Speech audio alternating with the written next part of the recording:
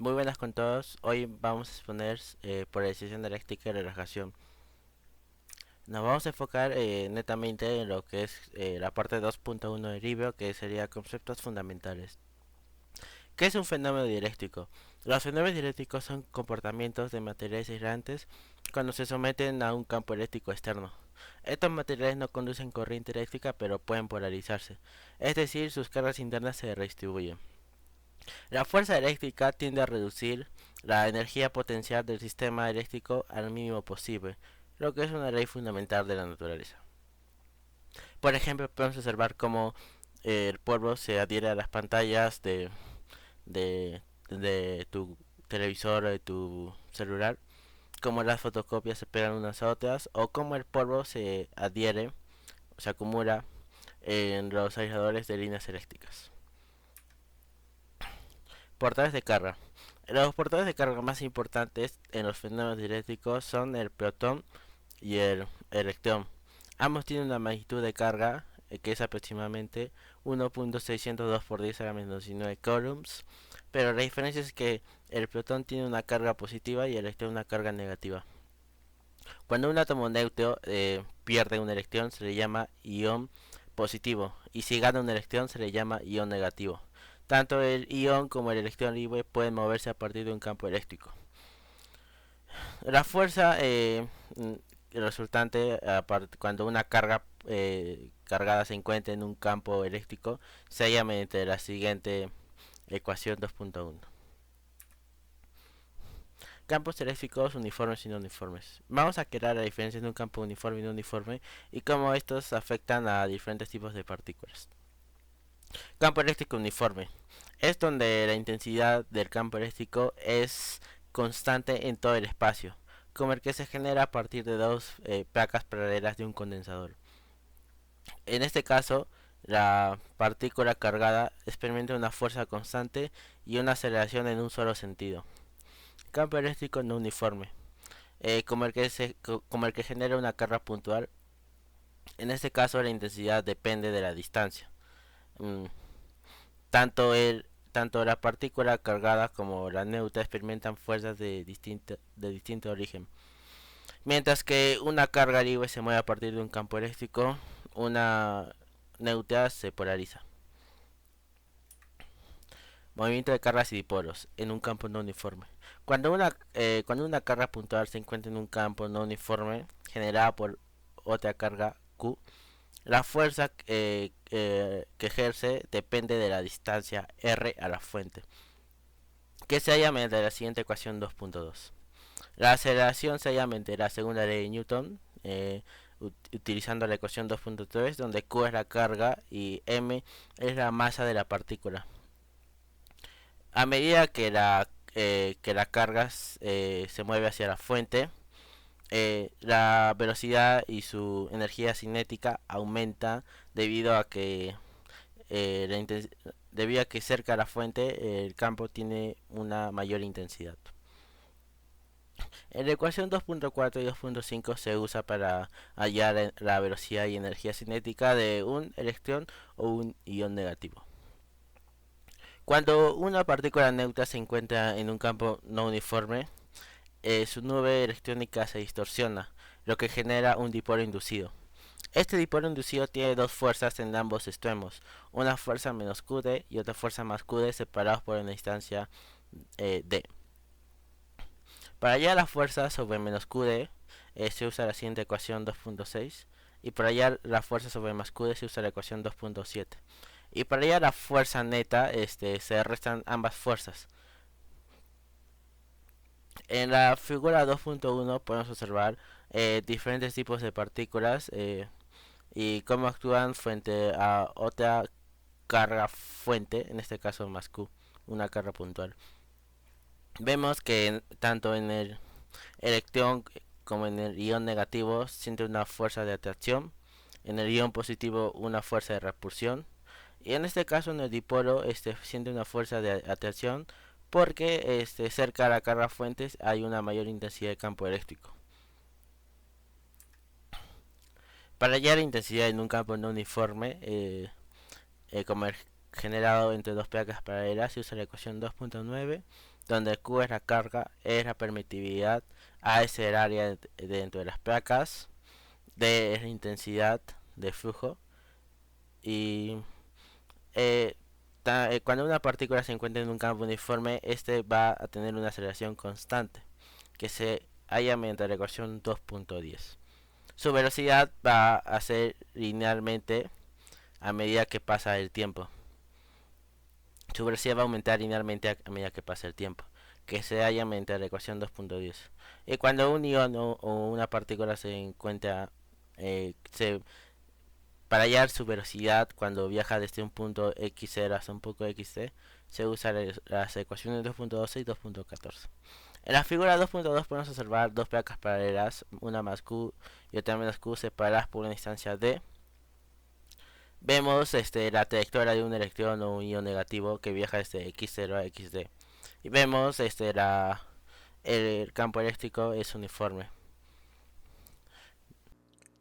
Listo, ahora vamos a hablar acerca del movimiento de portadores en sólidos. En los sólidos, los electrones o huecos no se mueven libremente. ¿Por qué? Como sabemos, los sólidos tienen una gran cantidad de átomos. Esto indica que no se van a poder mover libremente nuestros electrones como si estuvieran en el vacío. ¿Por qué? Porque hay colisiones con los fonones, que son las vibraciones en la red de átomos, y colisiones con las impurezas y los defectos del mismo material.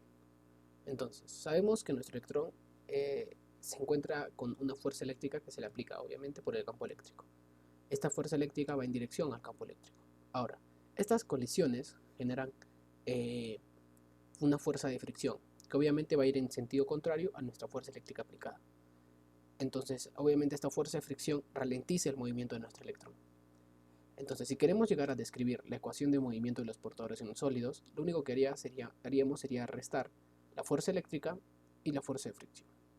Como vemos, ahora vamos a trabajar con esta masa con un asterisco arriba, que es la masa efectiva, que es una masa ajustada a las colisiones, y el tau.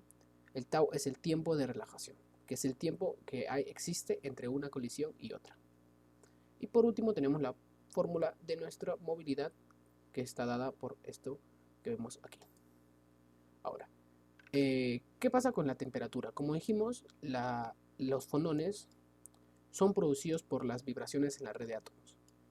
Y cuando aumenta la temperatura, van a aumentar las vibraciones, entonces van a aumentar los fonones y van a aumentar las colisiones.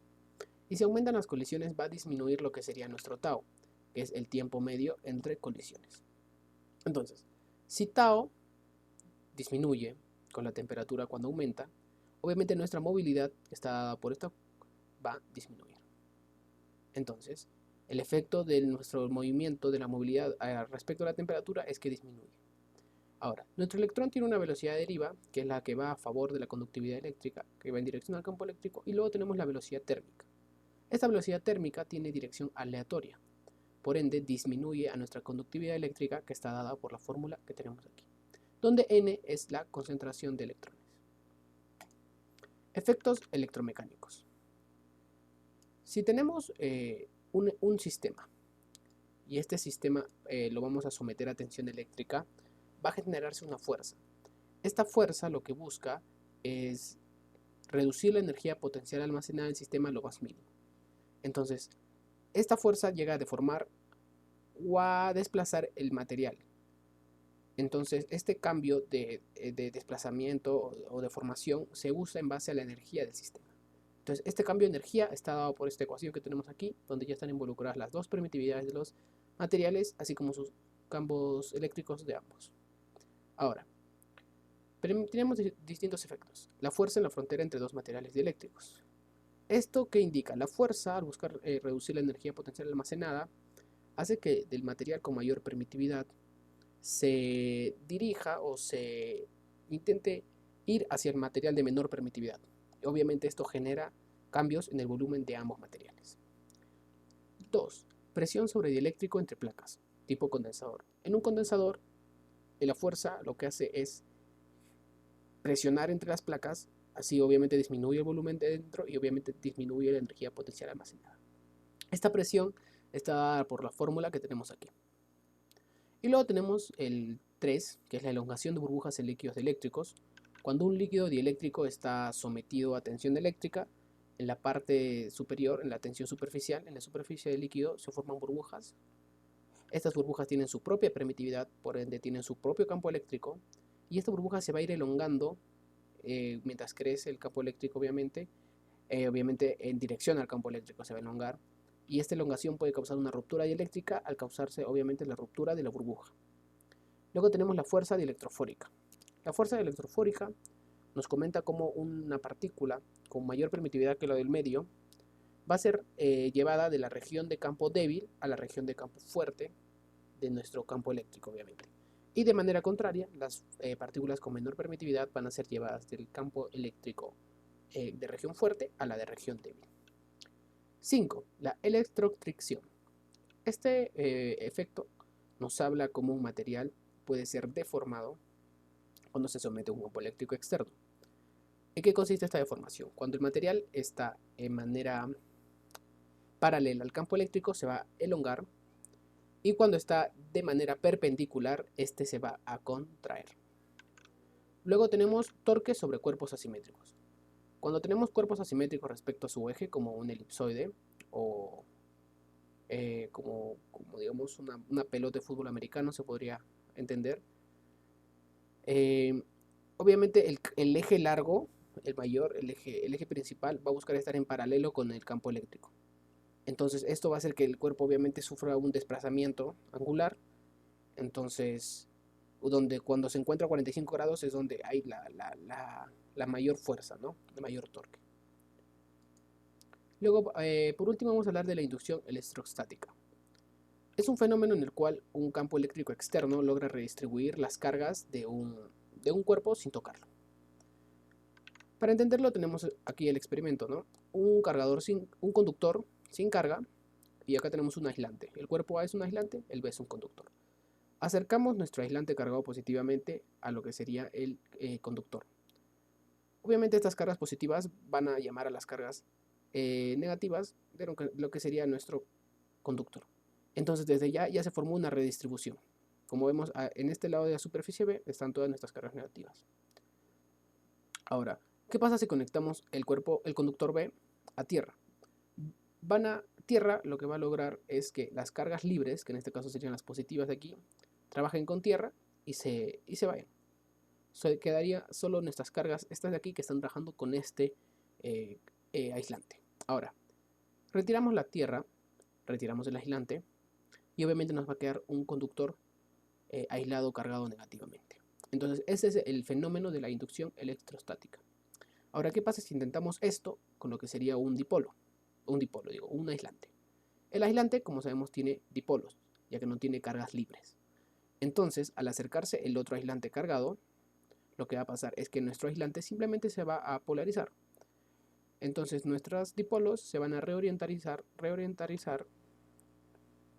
hacia, obviamente, esta carga positiva. Después de alejar el aislante, este de aquí, el A, nuestro aislante de aquí va a quedar en un momento, en un estado de relajación. Esta relajación significa que bajando la agitación térmica que ha sufrido por la presencia de otro campo eléctrico, va a regresar a su estado natural, al estado normal. Eso sería todo, muchas gracias.